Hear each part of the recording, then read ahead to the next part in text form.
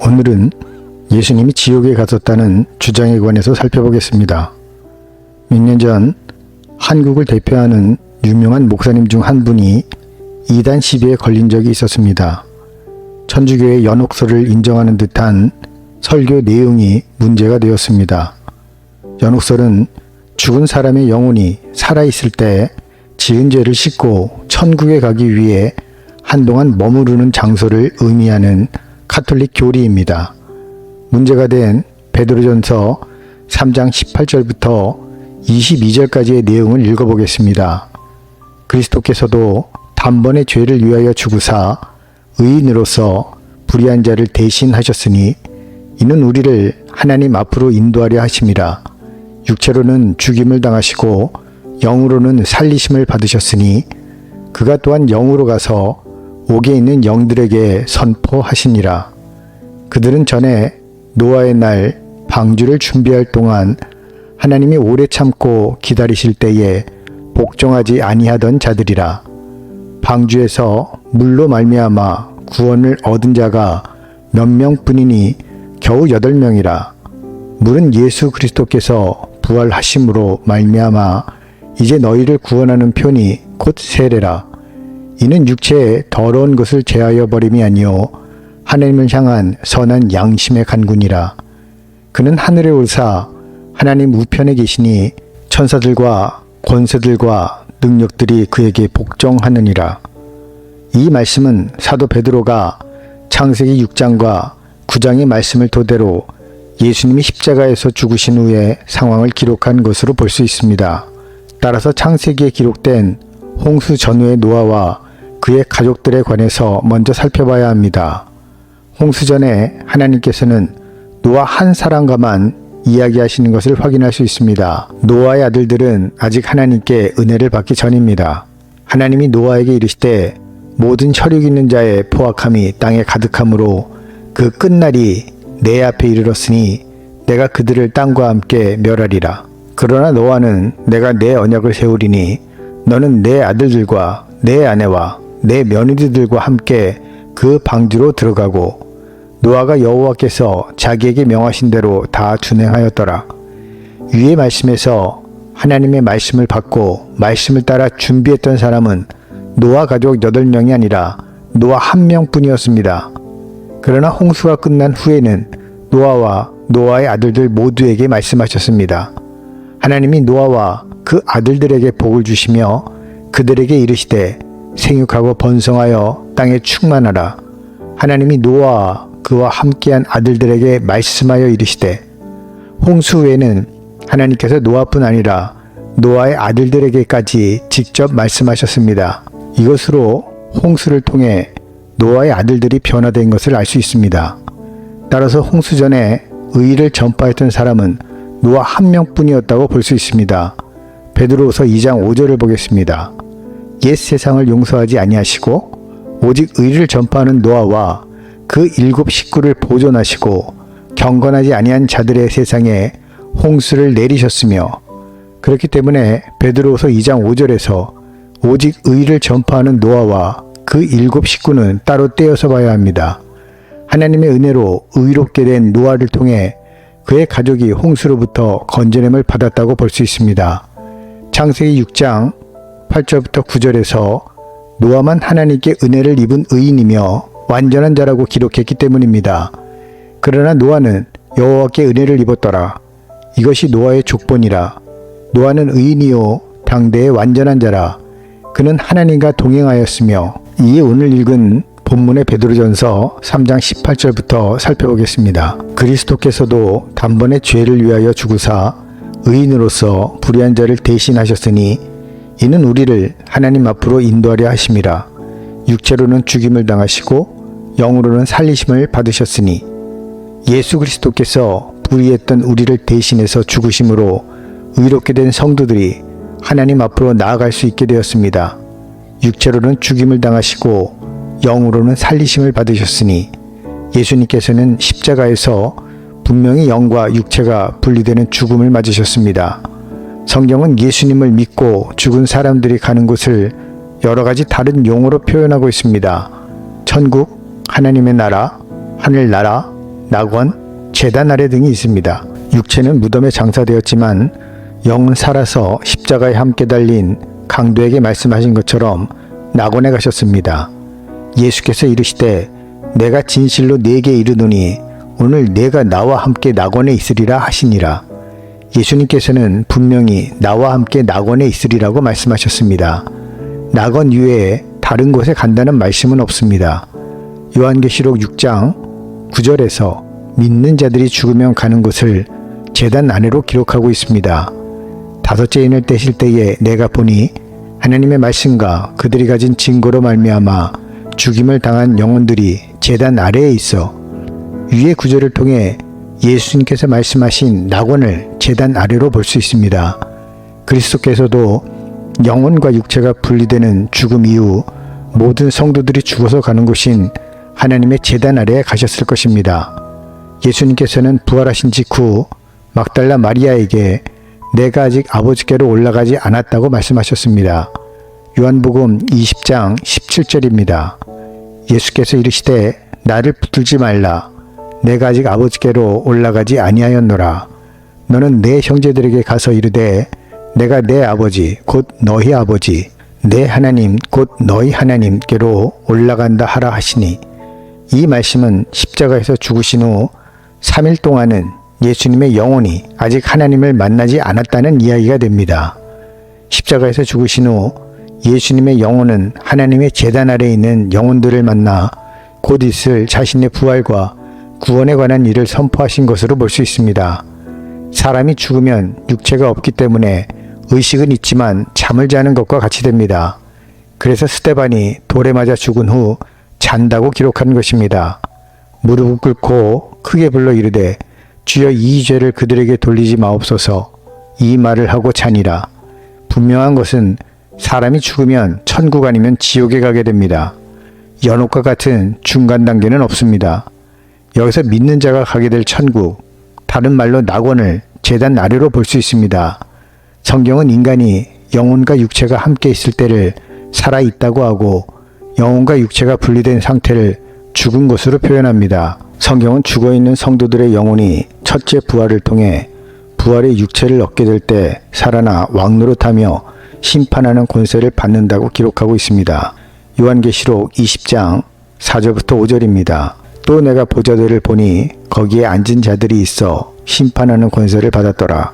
또 내가 보니 예수를 증언함과 하나님의 말씀 때문에 목배임을 당한 자들의 영혼들과 또 짐승과 그의 우상에게 경배하지 아니하고 그들의 이마와 손에 그의 표를 받지 아니한 자들이 살아서 그리스도와 더불어 1000년 동안 왕노릇하니 그 나머지 죽은 자들은 그 1000년이 차기까지 살지 못하더라.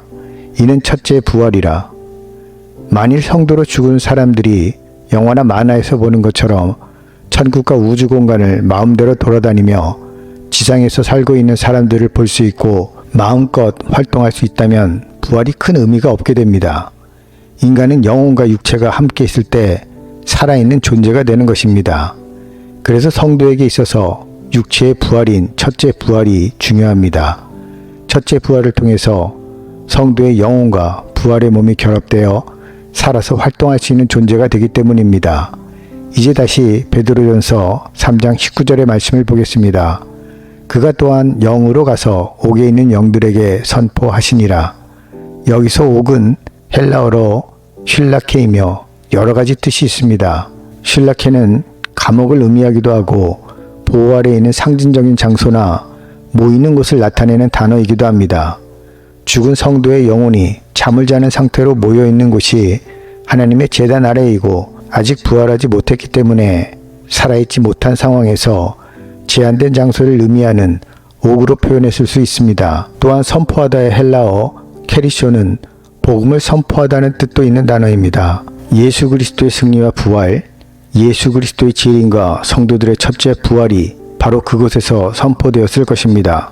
예수님을 믿지 않고 지옥에 있는 죽은 영혼들에게 기쁜 소식인 복음이 선포될 이유는 없습니다.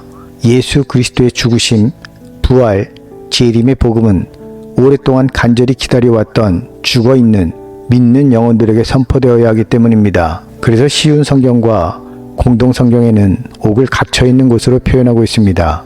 갇혀있는 영혼을 찾아가 말씀을 전하셨습니다. 이리하여 그리스도께서는 갇혀있는 영혼들에게도 가셔서 기쁜 소식을 선포하셨습니다. 이제 베드로전서 3장 20절로 넘어가겠습니다.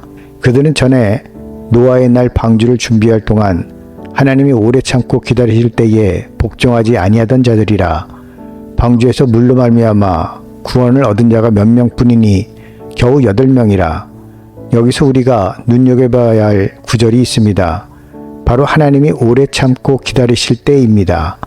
하나님이 오래 참으시는 사람들은 지옥에 가는 사람들이 아니라 구원받을 사람들을 대상으로 하는 말씀입니다. 베드로서 3장 9절과 15절의 말씀입니다.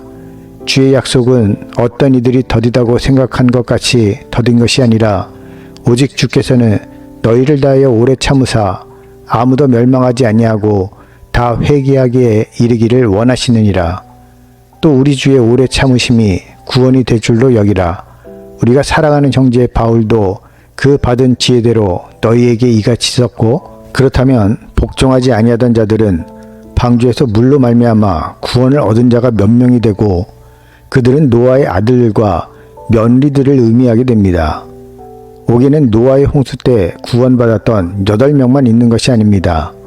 베드로가 노아 홍수의 8명을 특별히 부각한 것은 세례의 중요성을 알리기 위한 것입니다. 베드로전서 3장 20절을 다시 보겠습니다. 그들은 전에 노아의 날 방주를 준비할 동안 하나님이 오래 참고 기다리실 때에 복종하지 아니하던 자들이라.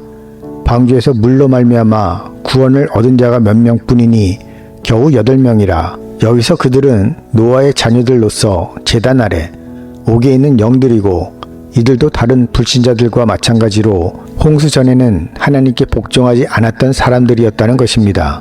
그러나 그런 불신앙의 사람들이 방주에 들어가 물로 인해 죽은 사람들을 생각하며 자신들을 물로부터 구원하신 하나님을 믿고 감사할 수 있게 되었습니다. 베드로 사도는 19절에 옥에 있는 영들에서 영을 푸뉴마로 표현했고, 20절에 8명을 푸슈케로 구분하여 혼인 푸슈케의 사람들이 영인 푸뉴마의 사람들로 바뀐 것을 알려주고 있습니다. 바로 그 물이 불신자들에게는 죽음의 재앙이었지만 하나님께 은혜를 받은 8명에게는 심령의 변화를 일으키는 구원의 능력이 된 것입니다. 똑같이 예수 그리스도는 심판의 기준이 되어 그분을 믿지 않으면 죽음의 재앙이 되고 믿으면 구원의 은혜가 됩니다. 따라서 세례는 하나님을 믿고 말씀을 따라 살기로 언약하는 것이며, 이 언약은 예수 그리스도의 죽으심과 부활로 완성됩니다. 인간이 하나님께 믿음으로 살기로 언약했어도 인간의 능력으로는 구원을 이룰 수 없기 때문에 예수 그리스도의 죽으심과 부활을 통해 하나님이 구원을 이루어 내신다는 의미입니다. 그래서 노아 홍수 때 물에 잠겨 세례의 언약을 했던 노아의 가족들이 포함된 옥에 있던 영들이 영으로 가신 예수 그리스도께 구원에 관한 이야기를 들었고, 곧이어 부활하신 예수 그리스도를 통해 언약의 성취를 이루게 되었다고 볼 수 있습니다. 물은 예수 그리스도께서 부활하심으로 말미암아 이제 너희를 구원하는 표니 곧 세례라. 이는 육체의 더러운 것을 대하여 버림이 아니요 하나님을 향한 선한 양심의 간군이라. 십자가에서 죽으신 예수님의 영혼은 믿는 사람들의 영혼이 쉬고 있는 옥이라는 곳에 가셔서 구원의 메시지를 선포하셨습니다.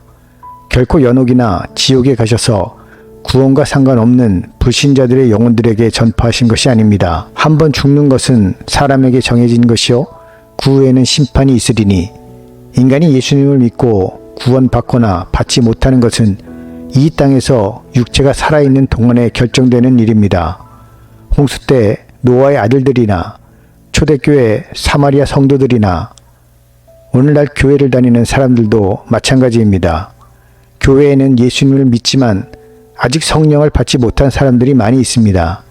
사도행전 8장 12절부터 17절의 말씀입니다. 빌립이 하나님 나라와 및 예수 그리스도의 이름에 관하여 전도함을 그들이 믿고 남녀가 다 세례를 받으니, 시몬도 믿고 세례를 받은 후에 진심으로 빌립을 따라다니며 그 나타나는 표적과 큰 능력을 보고 놀라니라. 예루살렘에 있는 사도들이 사마리아도 하나님의 말씀을 받았다 함을 듣고 베드로와 요한을 보내매 그들이 내려가서 그들을 위하여 성령 받기를 기도하니 이는 아직 한 사람에게도 성령 내리신 일이 없고 오직 주 예수의 이름으로 세례만 받을 뿐이더라. 이에 두 사도가 그들에게 안수함에 성령을 받는지라. 사도행전 19장 2절의 말씀입니다. 이르되 너희가 믿을 때에 성령을 받았느냐?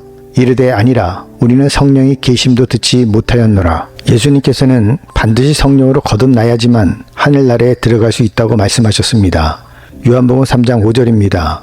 예수께서 대답하시되 진실로 진실로 내게 이르노니 사람이 물과 성령으로 나지 아니하면 하나님의 나라에 들어갈 수 없느니라. 예수님의 말씀은 어떤 유명한 신학자나 목사님의 말과는 타협할 수 없는 절대적인 것입니다. 성경에 난해 구절이라는 것은 없습니다. 원본이 없는 상황에서 사본과 번역을 통해 아직 우리가 올바른 해석을 못할 뿐입니다. 지금까지 수많은 신학자들과 목사님들이 이단적 해석과 싸워왔고 앞으로도 계속 올바른 가르침을 위해 힘쓸 것입니다. 하나님이 열심히 사랑하는 자녀들의 올바른 신앙을 위해 천국 가는 그날까지 지키고 보호하실 줄 믿습니다. 이 일의 성경 해석 연구원도 하나님의 뜻을 이루는 일에 헌신하겠습니다. 성경 해석 연구원은 하나님의 말씀을 바르게 해석하고 보급하여 세계 선교를 위해 사명을 다하겠습니다. 구독과 후원은 하나님의 나라의 확장에 큰 도움이 됩니다. 감사합니다.